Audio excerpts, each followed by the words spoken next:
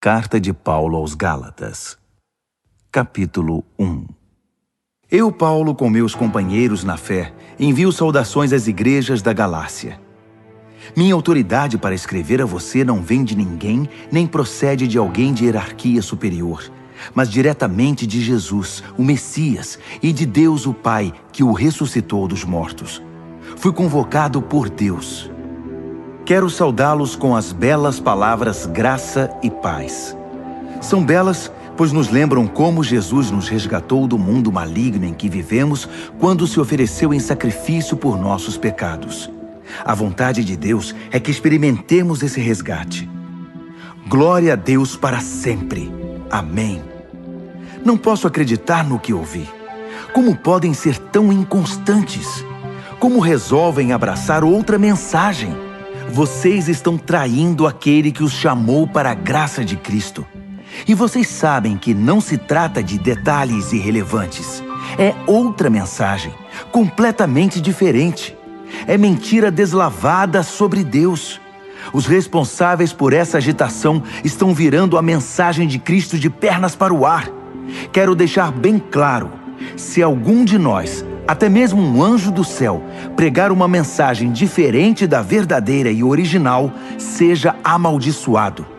Vou repetir, se alguém, não importa a reputação ou as credenciais que possua, pregar uma mensagem diferente da que vocês receberam no início, seja amaldiçoado.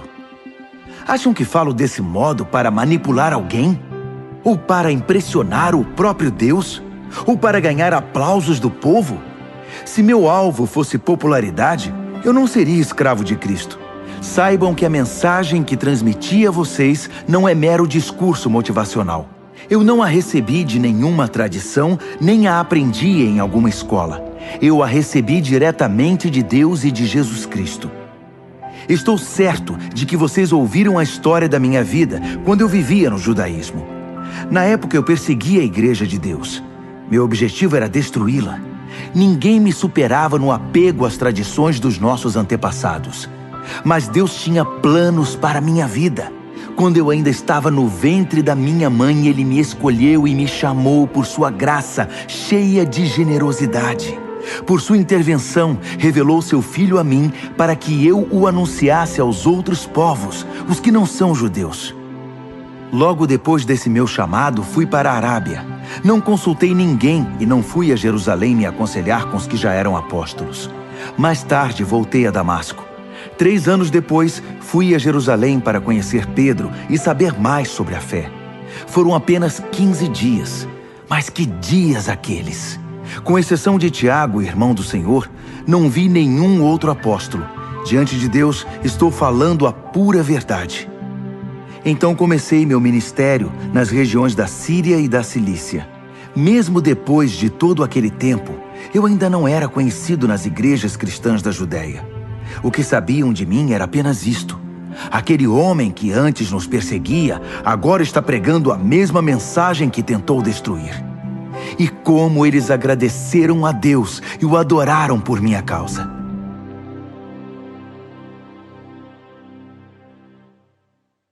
Gálatas, capítulo 2. 14 anos depois daquela primeira visita, Barnabé e eu subimos a Jerusalém e levamos Tito conosco. O propósito era esclarecer o que me fora revelado, e apresentei a eles exatamente o que eu estava pregando aos que não são judeus. Foi uma reunião com os líderes mais estimados da igreja, porque não queríamos que o assunto fosse motivo de debate público, trazendo tensão. Isso poderia prejudicar anos de trabalho e também meu ministério. É bom dizer que Tito, que não é judeu, não teve de se circuncidar. Mas houve alguns que se infiltraram na conferência, passando-se por cristãos. Eles vieram espionar a liberdade espiritual dos seguidores de Cristo. O propósito deles era nos reduzir à escravidão legalista, mas nós não demos chance a eles. Não podíamos permitir que vocês deixassem de lado a verdadeira mensagem. Quanto aos que eram considerados importantes na igreja, a reputação deles não me incomodou. Eu não me impressiono com aparências. Quanto mais Deus. Nenhum deles acrescentou nada à mensagem que eu prego. Logo ficou evidente que Deus me havia confiado a tarefa de pregar aos não-judeus a mesma mensagem pregada por Pedro aos judeus. Reconhecendo que Deus tinha me chamado, Tiago, Pedro e João, colunas da igreja, receberam a mim e a Barnabé e nos designaram para o ministério aos demais povos. E eles continuavam alcançando os judeus. Apenas acrescentaram um pedido: que nos lembrássemos dos pobres, o que é meu desejo profundo. Depois disso, Pedro veio a Antioquia. Acabei tendo de confrontá-lo, pois ele errou feio. Vou contar como foi. Antes que algumas pessoas da parte de Tiago chegassem à cidade, Pedro comia normalmente com os que não eram judeus. Mas depois que o grupo de Jerusalém chegou, todos conservadores, ele começou a evitar todo contato com seus amigos não-judeus. Isso provou que ele tinha medo do grupo conservador judaico, que tentava fazer valer o velho sistema da circuncisão. Infelizmente, o restante dos judeus da igreja de Antioquia aderiu à hipocrisia, até mesmo Barnabé. Quando vi que eles não se comportavam de acordo com a mensagem, contestei Pedro na frente de todos.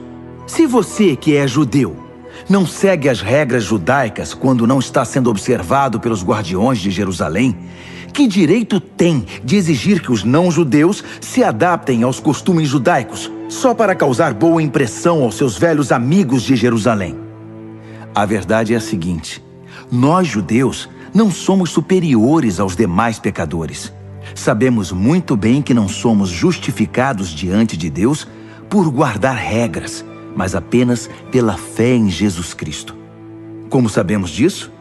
Nós tentamos, e com o melhor sistema de regras do mundo.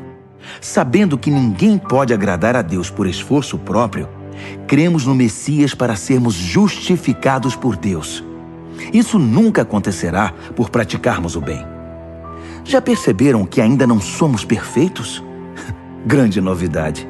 Mas vendo que gente como eu, que creu em Cristo e foi justificado por Deus, não é perfeita, teriam vocês a ousadia de acusar Cristo de ser conivente com o pecado?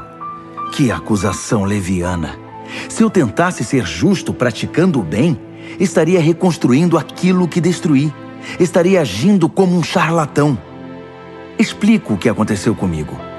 Tentei guardar regras e me esforçar para agradar a Deus, mas isso não funcionou. Então desisti de ser um homem da lei para me tornar um homem de Deus. A vida de Cristo me mostrou como fazer isso e me deu capacidade de viver assim.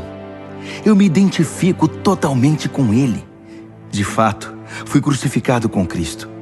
Meu ego não ocupa mais o primeiro lugar. Pouco me importa parecer justo ou ter um bom conceito entre vocês. Não estou mais tentando impressionar Deus. Agora Cristo vive em mim. A vida que vivo não é minha, mas é vivida pela fé no Filho de Deus, que me amou e se entregou por mim. E eu não volto mais atrás. Não está claro que voltar para a velha religião de guardar regras e agradar os outros é abandonar a nova vida de relacionamento com Deus? Não posso desprezar a graça de Deus.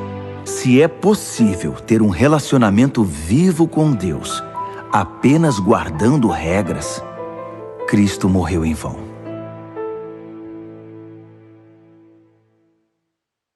Gálatas, capítulo 3. Meus queridos Gálatas, vocês ficaram malucos. Alguém os enfeitiçou? Perderam o juízo? Algo muito estranho aconteceu, pois é óbvio que Jesus crucificado não está mais no centro da vida de vocês. E vejam que o seu sacrifício na cruz foi apresentado a vocês com muita clareza. Permitam-me perguntar: como começou a nova vida de vocês? Foi resultado do esforço para agradar a Deus? Ou foi por terem aceitado a mensagem de Deus? Pretendem continuar com essa loucura? É preciso perder o juízo para pensar que é possível completar por esforço próprio aquilo que foi iniciado por Deus. Se vocês não foram capazes o bastante para começar a obra de Deus, acham que podem aperfeiçoá-la? Será que tudo o que sofreram foi inútil? Cuidado! vocês podem perder tudo o que alcançaram. Respondam-me, será que Deus, que os presenteia com sua presença, com seu Espírito Santo, que realizou em vocês o que jamais conseguiriam fazer por esforço próprio, fez tudo isso por causa do esforço de vocês ou porque vocês confiaram a Ele esse trabalho? O que acontece com vocês não é diferente do que ocorreu com Abraão. Ele creu em Deus e esse ato de fé transformou-se numa vida justificada por Deus. Não é óbvio que quem deposita confiança em Cristo, mas não na lei, é como Abraão, filho da fé? Está previsto nas Escrituras que Deus justificaria os não-judeus pela fé. As Escrituras deixam isso muito claro na promessa feita a Abraão. Por seu intermédio, todas as nações serão abençoadas. Portanto, quem agora vive pela fé tem a mesma bênção de Abraão, que viveu pela fé. Não se trata de uma doutrina nova. É antiga e mostra que todo o que tentar viver a justiça por esforço próprio, independentemente de Deus, está destinado ao fracasso. As Escrituras resumem isso assim: maldito aquele que não consegue cumprir tudo o que está escrito no livro da lei. A impossibilidade óbvia de se cumprir um código moral como esse deixa claro que ninguém pode ter um relacionamento com Deus nessa base. Só pode ter um relacionamento real com Deus quem aceita o caminho de Deus. Fazer alguma coisa por Deus é o oposto de deixá-lo fazer por nós. Abacuque disse tudo. Quem crê em Deus é justificado por Deus. E essa é a vida real. A observância das regras jamais chegará à vida de fé. A pessoa apenas perpetuará o hábito de guardar regras, o que se vê nas Escrituras. Aquele que faz estas coisas, observar as regras, continua vivendo por elas. Cristo nos redimiu dessa vida amaldiçoada de derrotas, quando Ele mesmo a absorveu. As Escrituras dizem: maldito é aquele que for pendurado num madeiro. Foi o que aconteceu quando Cristo foi pregado na cruz. Ele se transformou em maldição e, ao mesmo tempo, deu fim à maldição. Agora, por causa disso, está tudo resolvido. E vemos que a bênção de Abraão está disponível para quem não é judeu também. Todos agora podem receber a vida de Deus, o seu Espírito que está em nós e conosco quando cremos, exatamente como Abraão o recebeu. Amigos, permitam-me citar um fato do cotidiano para ilustrar a vida de liberdade de que estou falando. Quando o testamento de alguém é ratificado, ninguém pode anulá-lo nem acrescentar-lhe nada. É o caso das promessas feitas a Abraão e ao seu descendente. Observem que as Escrituras, na linguagem cuidadosa de um documento legal, não dizem aos descendentes, referindo-se a todos em geral, mas ao seu descendente. A palavra está no singular, referindo-se a Cristo. Quero explicar esse texto. Um testamento, mais tarde ratificado por Deus, não é anulado por um acréscimo anexado 430 anos mais tarde. A promessa contida no testamento não foi negada. O adendo, com suas instruções e regras, não diz respeito à herança prometida no testamento. Então, qual o objetivo desse adendo que chamamos lei? Foi um acréscimo às promessas originais contidas na aliança feita com Abraão. O propósito da lei era preservar um povo pecador na história da salvação até que Cristo, o descendente, viesse, herdando as promessas e concedendo-as também para nós. Evidentemente, a lei não foi dada num encontro direto com Deus, mas foi dada por anjos e por um mediador, Moisés. Se há um mediador, como havia no Sinai, então o povo não se relaciona diretamente com Deus, não é mesmo? Mas a promessa original é a bênção direta de Deus, recebida pela fé. Estaria então a lei contra a promessa? Seria uma negação da vontade de Deus para nós? Nunca. Seu propósito foi mostrar que não tínhamos um relacionamento de verdade com Deus. Ou seja, mostrar como é absurdo esperar que um sistema religioso consiga sozinho o que só é possível com fé, pelo cumprimento da promessa de Deus. Pois se observar regras pudesse trazer vida para nós, nós já a teríamos obtido. A questão é que, enquanto ainda não havíamos chegado a ponto de responder com fé ao Deus vivo, fomos devidamente guardados e protegidos pela lei mosaica. A lei era como aqueles tutores gregos, bem conhecidos de vocês, que conduzem as crianças à escola e as protegem de perigos ou distrações, certificando-se de que chegarão aonde devem ir. Mas agora que chegaram ao destino, não precisam mais desse tutor. Pela fé em Cristo, vocês têm agora um relacionamento direto com Deus. O batismo que receberam em Cristo não foi um simples banho, mas um novo começo. Vocês também passaram a usar novas roupas, roupas de adulto na fé, a vida de Cristo, o cumprimento da promessa original de Deus. Na família de Cristo, não pode haver divisões entre judeus e não-judeus, escravos e livres, homens e mulheres. Entre vocês, todos são iguais. Isto é, nós todos estamos em um relacionamento comum com Jesus Cristo. Agora que são a família de Cristo, vocês são também os famosos descendentes de Abraão, herdeiros de acordo com as promessas da aliança. Gálatas, capítulo 4. Permitam-me mostrar a vocês as implicações disso. Enquanto é menor de idade, o herdeiro não está em posição melhor que a do escravo. Ainda que legalmente seja dono da herança, estará submisso a tutores e administradores até a data estabelecida por seu pai para a emancipação. Assim acontece conosco. Como escravos, dependíamos dos dominadores deste mundo, sem autoridade sobre a própria vida, pois ainda não havíamos sido emancipados. Mas quando chegou o tempo estabelecido, Deus enviou-nos seu Filho, nascido de uma mulher, sob as condições da lei, para redimir os que estavam sob o domínio da lei. Assim fomos libertados para sermos filhos que têm direito à herança. Uma vez que fomos adotados como filhos, Deus enviou o Espírito do seu Filho ao nosso coração, o que nos dá o privilégio de chamá-lo Papai. Essa intimidade com Deus é para vocês que são filhos, não para escravos, e como filhos, são também herdeiros com pleno acesso à herança. Antes de conhecerem Deus pessoalmente, vocês eram escravos dos deuses, que nem deuses são. Mas agora que conhecem o Deus verdadeiro, ou melhor, agora que Deus conhece vocês, como podem se sujeitar novamente a esses pretensos poderes? É como temer o bicho-papão. E não é isso que vocês fazem quando observam tradições e superstições associados a datas e festas especiais? Será que foi em vão tudo o que fiz por vocês? Meus queridos, gostaria muito que se pusessem em meu lugar. Afinal, foi o que fiz quando estive com vocês. Como vocês foram sensíveis e gentis. Em nada me prejudicaram. Quando preguei para vocês pela primeira vez, estava doente e nem pude prosseguir jornada. Sei que não é fácil receber um hóspede doente, mas vocês me trataram tão bem como se eu fosse um anjo de Deus, ou como se estivessem recebendo o próprio Jesus. O que aconteceu com toda aquela alegria? Sei que vocês teriam me dado os próprios olhos se fosse preciso.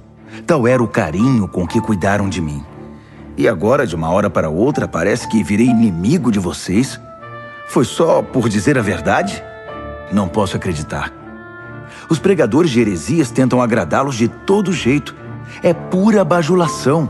Eles querem acabar com a liberdade que a graça de Deus dá a vocês.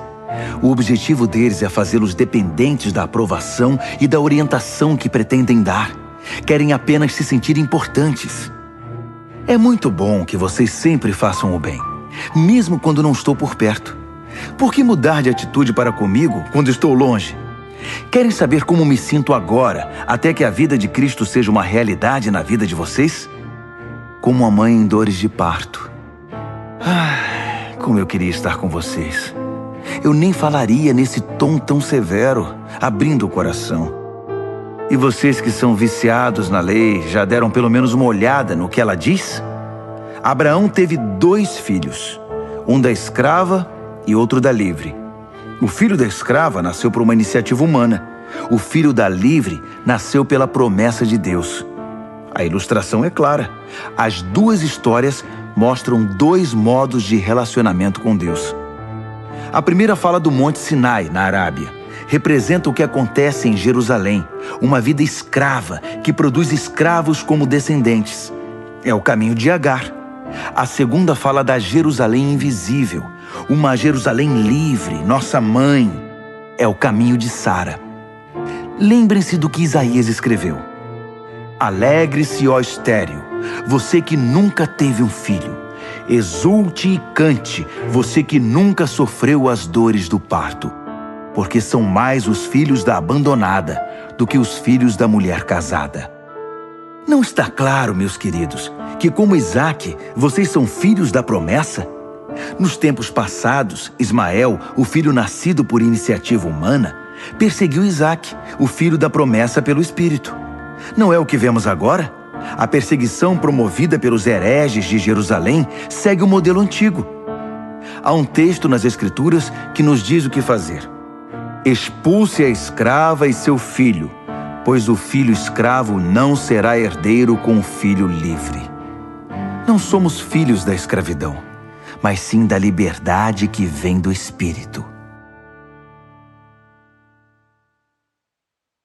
Gálatas, capítulo 5.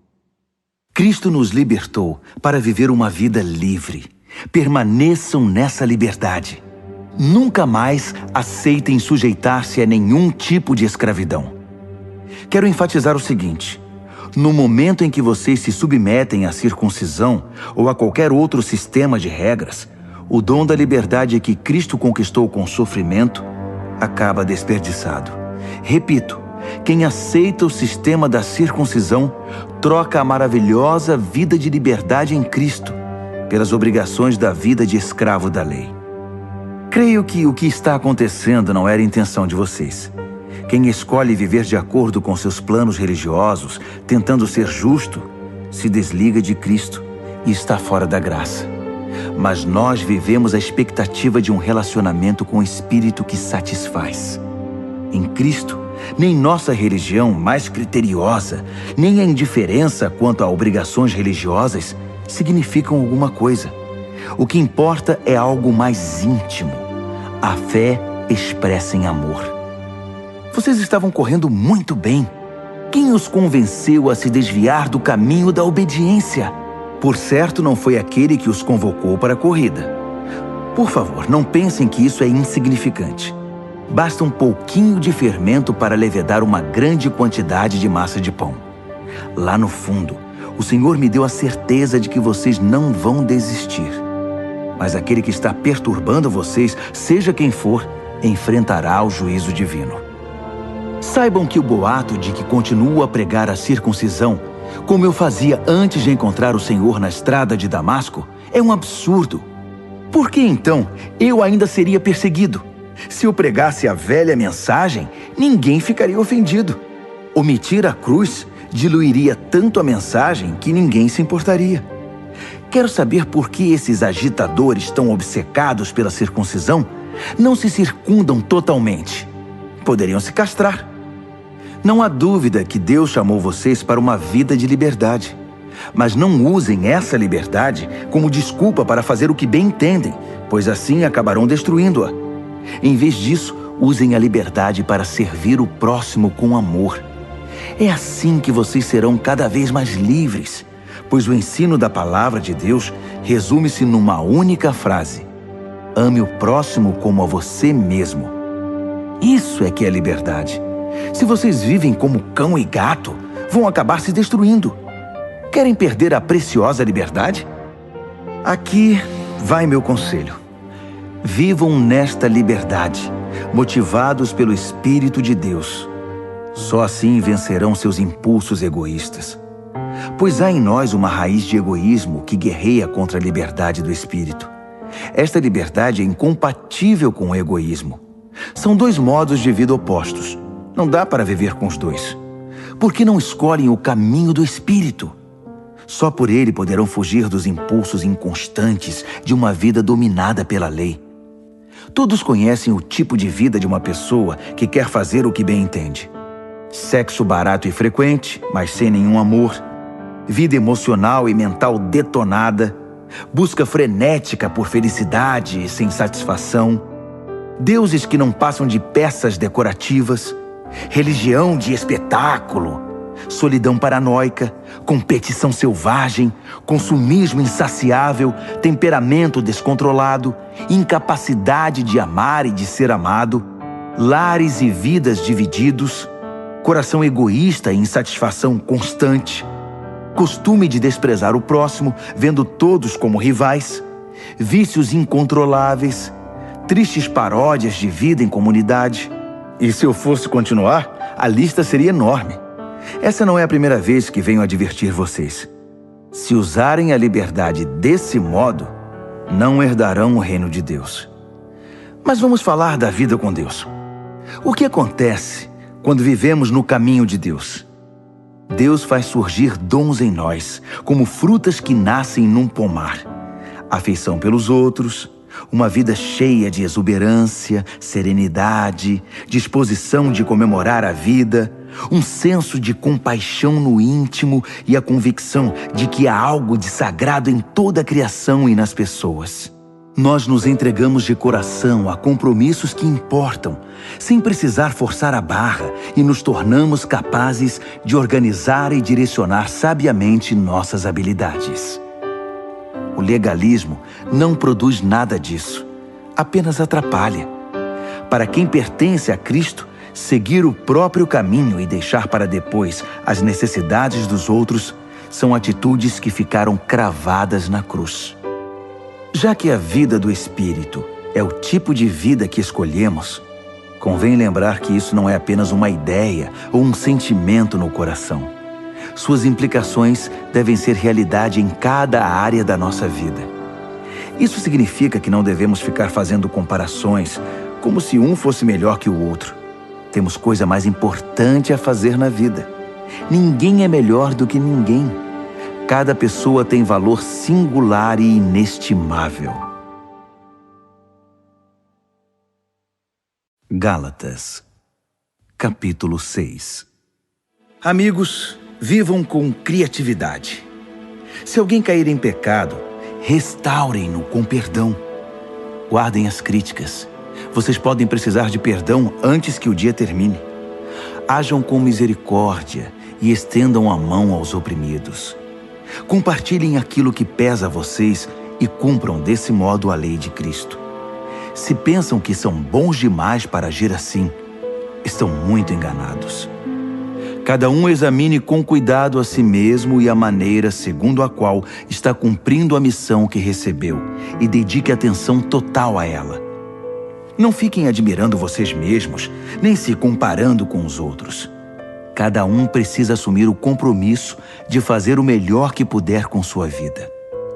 Vocês, que já chegaram à maturidade, sejam generosos com aqueles que os instruíram, compartilhando com eles tudo o que de bom possuem e experimentam. Não se enganem, ninguém faz Deus de bobo. Toda pessoa colhe o que plantou. Quem planta egoísmo, ignorando a necessidade dos outros e a Deus, colherá o mal. O resultado de sua vida será frutos inúteis. Mas aquele que planta conforme Deus, permitindo que o Espírito faça a obra de crescimento nele, terá uma colheita de verdadeira vida, vida eterna. Portanto, não se cansem de fazer o bem. No tempo certo, teremos uma boa colheita, se não nos desesperarmos nem desistirmos. Cada vez que tivermos chance, trabalhemos para o benefício de todos, a começar pelos mais próximos de nós na comunidade da fé. Nestas linhas finais, chamo a atenção para os traços grossos da minha caligrafia, para ressaltar a importância do que escrevi. Aqueles que tentam impor a vocês a prática da circuncisão têm um único objetivo: querem parecer bons sem fazer esforço, pois não têm coragem de viver a fé que compartilha o sofrimento e a morte de Cristo. A doutrina deles nada é, até porque nem eles guardam a lei. Observam apenas as leis que interessam aos seus propósitos. Eles querem que vocês sejam circuncidados para que possam se orgulhar do sucesso em recrutá-los para o lado deles. Como são desprezíveis! Quanto a mim, não vou me orgulhar de nada, a não ser da cruz do nosso Senhor Jesus Cristo. Por causa daquela cruz, fui crucificado aos olhos do mundo, libertado da atmosfera sufocante, da necessidade de agradar os outros e me encaixar nos padrões mesquinhos ditados por eles. Percebem que esta é a questão principal? Não é o que fazemos, como submeter-se à circuncisão ou rejeitá-la. É o que Deus está fazendo. E Ele está criando algo novo, uma vida livre. Todos os que caminham por esse padrão são um verdadeiro Israel de Deus, seu povo escolhido. Paz e misericórdia sejam com eles. Francamente, não quero mais ser incomodado com essas disputas. Tenho coisas mais importantes para fazer, como viver a fé com seriedade. Trago em meu corpo as cicatrizes do meu trabalho por Jesus. Que tudo o que nos é concedido livremente pelo Senhor Jesus Cristo venha a ser de fato de vocês, meus queridos amigos. Amém.